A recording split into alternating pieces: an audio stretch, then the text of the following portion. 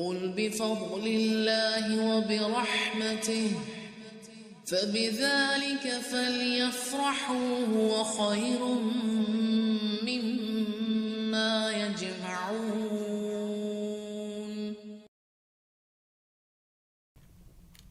پھر کہتے ہیں میں تو تمہیں بھی اور جن جن کو تم اللہ کے سوا پکارتے ہو انہیں بھی سب کو چھوڑ رہا ہوں، کرنے کا یہ کام ہے۔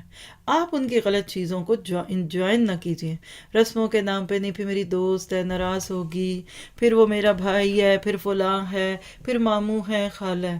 آپ جب چھوڑ دیں گے نا ان کی غلط چیزوں کا ساتھ، تو وہیں دل میں ایک دراڑ تو الحمدللہ پڑ جائے گی، کریک ہوگا، ہو سکتا ہے پھر اندر کی خیر بھی باہر آ جائے۔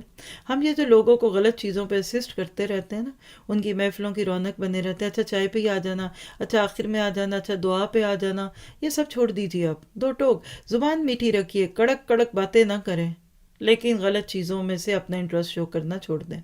صرف اپنے پروردگار کو پکارتا رہوں گا، مجھے یقین ہے کہ میں اپنے پروردگار سے دعا مانگ کر محروم نہ رہوں گا۔ نوٹ کیجئے دوسرا موقع ہے اس بارے میں، اور بلکہ اس صورت میں وَلَمْ أَكُنْ بِدُعَائِكَ رَبِّي شَقِيًّا، اور پیچھے حضرت زکریا کی دعاؤں کا یقین آپ کو آ گیا۔ کیا پتہ چلا کہ انبیاء کرام اللہ کو پکار کر کبھی مایوس نہیں رہتے تھے۔ آپ کا جتنا اللہ سے تعلق مضبوط ہوتا جائے گا، آپ بھی اسی بات کے کہنے والے بن جائیں گے۔ جب ابراہیم علیہ السلام ان سب کو اور اللہ تعالیٰ کے سوا ان کے سب معبودوں کو چھوڑ چکے، اس کو نوٹ کیجئے، کل کا میپ یاد ہے آپ کو 14 پارے کے بالکل شروع کا، اس کو ذہن میں لے آئیں۔ آپ سبیل ربی کا پہ آگے چلتی جائیے، اپنے عمل کو بڑھاتے جائیے، آپ کے پیارے آپ کے پیچھے کھنچتے ہی جائیں گے انشاءاللہ تعالی۔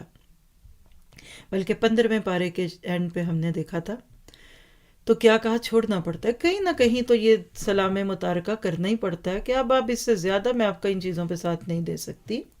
جب چھوڑا تو کیا ملا، تو ہم نے انہیں اسحاق اور یعقوب علیہم السلام عطا فرمائے اور دونوں کو نبی بنا دیا۔ خوشخبریاں ملتی ہیں جب آج اللہ کے لیے آپ کچھ چھوڑتے ہیں نا۔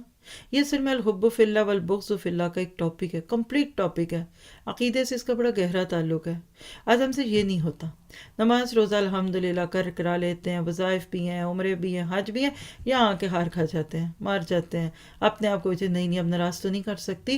تو دیکھیے پھر ابراہیم اگر لگے رہتے انہی چیزوں میں تو ان کو احساس کیسے ہوتا ہے کہ ہم غلط کر رہے ہیں۔ احساس دلائیے اپنے خاندان کو، اپنی دوستوں کو، اپنی فیملی کو، اپنے بچوں کو، سگے بچوں کے رشتوں کے موقع پہ، شادیوں کے موقع پہ اگر وہ غلط کام کرتے ہیں، کہنا بیٹا ہم نہیں پھر آئیں گے، آپ اپنا شوق پورا کر لیجئے، جب ہماری ضرورت ہوگی ہم آ جائیں گے۔